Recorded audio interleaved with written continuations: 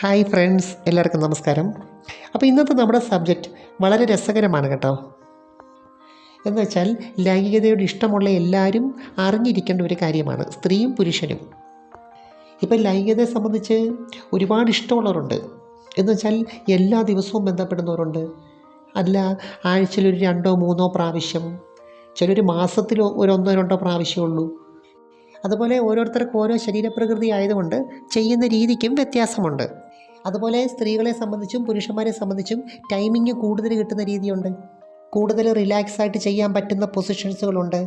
അപ്പോൾ ഇതിനകത്തുള്ളൊരു കാര്യം എന്താണെന്ന് വെച്ചാൽ, ഒരു മാസം നമ്മൾ എത്ര പ്രാവശ്യം ചെയ്തു എന്നതിനേക്കാൾ ഉപരിയായിട്ട് എത്ര നന്നായിട്ട് ആസ്വദിച്ച് ചെയ്തു, എത്ര പ്രാവശ്യം നന്നായിട്ട് എൻജോയ് ചെയ്തു, അല്ലെങ്കിൽ പൂർണ്ണമായിട്ട് സംതൃപ്തമായിട്ട് ചെയ്യാൻ പറ്റിയ ദിവസങ്ങൾ.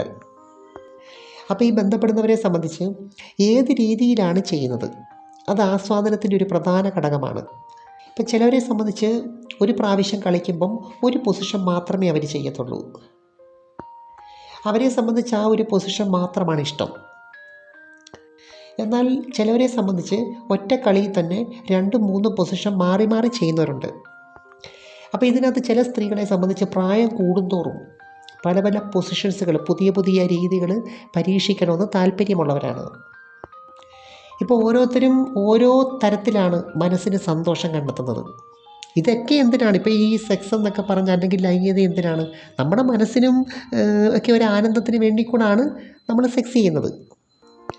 അപ്പോൾ നല്ല ആരോഗ്യവും വികാരവും ഒക്കെ ഉള്ള സ്ത്രീ പുരുഷന്മാരെ സംബന്ധിച്ച് അവരുടെ പ്രധാനപ്പെട്ട ഹോബി, അല്ലെങ്കിൽ അവർക്ക് ഏറ്റവും സന്തോഷം കിട്ടുന്ന ഒരു കാര്യം ജീവിതത്തിൽ ചിലപ്പം ഈ ലൈംഗികതയായിരിക്കും.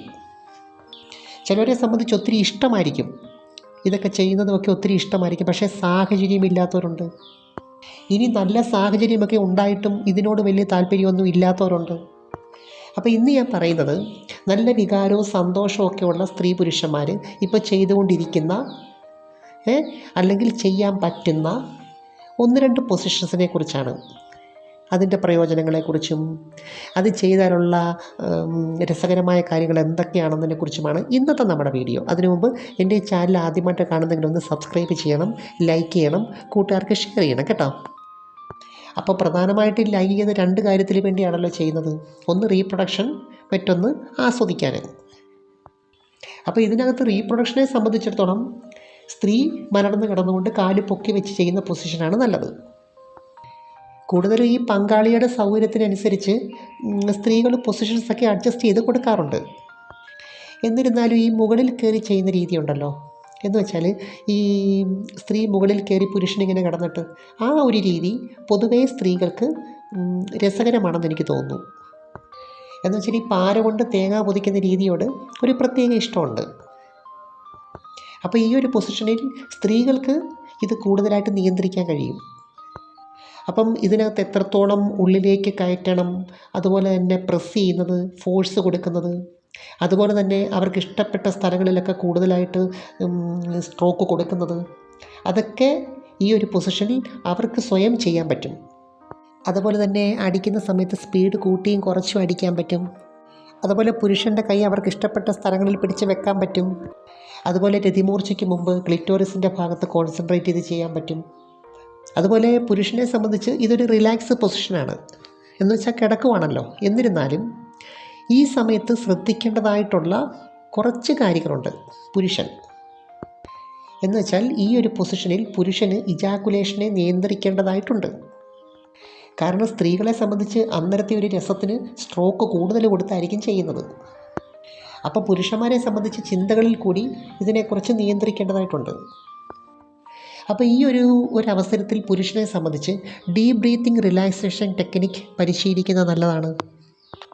എന്ന് വെച്ചാൽ ശ്വാസം ഉള്ളിൽ കൂടെ ഡീപ്പായിട്ട് എടുത്തിട്ട് വായിൽ കൂടെ പുറത്തേക്ക് വിടുന്ന രീതിയുണ്ടല്ലോ, അത് ഇടയ്ക്ക് ചെയ്യുവാണെങ്കിൽ ഈ ഇജാക്കുലേഷനെ അവർക്ക് നിയന്ത്രിക്കാൻ പറ്റും. അതുപോലെ തന്നെ കൂടുതൽ ടൈമിങ് കിട്ടുന്ന മറ്റൊരു രീതിയാണ് പുരുഷൻ നിന്നുകൊണ്ട് ചെയ്യുന്നത്. അപ്പോൾ ഈ സമയത്ത് സ്ത്രീകളുടെ 2 കാലുകളും പുരുഷൻ്റെ കയ്യിലായിരിക്കും. അപ്പം നിൽക്കുന്ന പൊസിഷൻ ആയതുകൊണ്ട് തന്നെ ഇജാക്കുലേഷൻ നന്നായിട്ട് കൺട്രോൾ ചെയ്യാൻ പുരുഷന് കഴിയും. അതുപോലെ ഇത് സ്ത്രീകളെ സംബന്ധിച്ച് നല്ലൊരു റിലാക്സേഷൻ പൊസിഷനാണ്. അപ്പോൾ ഈ സമയത്തുള്ള സ്ത്രീയുടെ റെസ്പോൺസ് പുരുഷന് നന്നായിട്ട് ആസ്വദിക്കാൻ പറ്റും. അപ്പോൾ ഈ പൊസിഷൻ ഇങ്ങനെ 1-2 പൊസിഷൻ ഇങ്ങനെ മാറി മാറി ചെയ്യുന്ന ഗുണം എന്താണെന്ന് വെച്ചാൽ പുരുഷനെ സംബന്ധിച്ച് അവർക്കിടയ്ക്കൊരു ഗ്യാപ്പ് കിട്ടും. അല്ലാതെ ഏതെങ്കിലും ഇപ്പോൾ ഒരു പൊസിഷൻ കണ്ടിന്യൂസ് ആയിട്ട് അങ്ങ് ചെയ്തുകൊണ്ടിരുന്ന അവർക്ക് പെട്ടെന്ന് വരാനുള്ളൊരു ടെൻഡൻസി കാണിക്കും. അപ്പോൾ ഇത് ചെയ്യുന്നതിൻ്റെ ഇടയ്ക്ക് പുരുഷനെ സംബന്ധിച്ച് ഇടയ്ക്കൊരു ബ്രേക്ക് വന്നാൽ ഇത് നിയന്ത്രിക്കാൻ പറ്റും. അങ്ങനെ ടൈമിങ് കൂട്ടാൻ പറ്റും. അപ്പോൾ എൻ്റെ ഒരു കൂട്ടുകാരിയുണ്ട് കേട്ടോ. പുള്ളിക്കാരിയെ സംബന്ധിച്ച് അവർ പങ്കാളികൾ തമ്മിൽ ഒരു 6-7 പൊസിഷൻ മാറി മാറിയൊക്കെ ചെയ്യും. എല്ലാ ദിവസവും അല്ല, ചില ദിവസങ്ങളിലൊക്കെ. എന്നിരുന്നാലും ഈ ഓർഗാസ സമയത്ത് പുള്ളിക്കാരിക്ക് ഒരൊറ്റ പൊസിഷൻ മാത്രമേ പറ്റത്തുള്ളൂ. എന്ന് വെച്ചാൽ എല്ലാ പൊസിഷനും അവർക്ക് ഇഷ്ടമാണ്, അവർ ആസ്വദിക്കാറുണ്ട്. പക്ഷേ ഈ ഓർഗാസ സമയത്ത് അവർക്ക് ഇഷ്ടപ്പെട്ട ഒരു പൊസിഷനുണ്ട്. അതാണ് മിക്കവാറും ദിവസങ്ങളിൽ ചെയ്യുന്നത്. അപ്പം ഞാനിത് പറയാൻ കാരണം ഓരോരുത്തരുടെ ശരീരം ഓരോ രീതിയാണ്.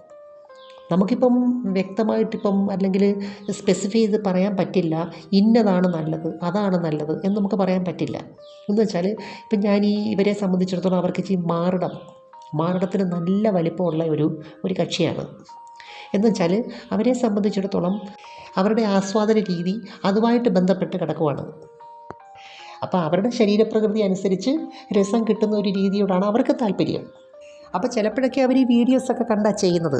അപ്പോൾ ഓരോ രീതിക്കനുസരിച്ച് ഫാൻറ്റസി മാറും. എന്ന് വെച്ചാൽ ഓരോ പൊസിഷനിൽ ഓരോ കഥാപാത്രങ്ങൾ. അപ്പോൾ അതിനകത്തെ കഥാപാത്രം ചെയ്യുന്ന പോലെ തന്നെ ഇവർ ചെയ്യും.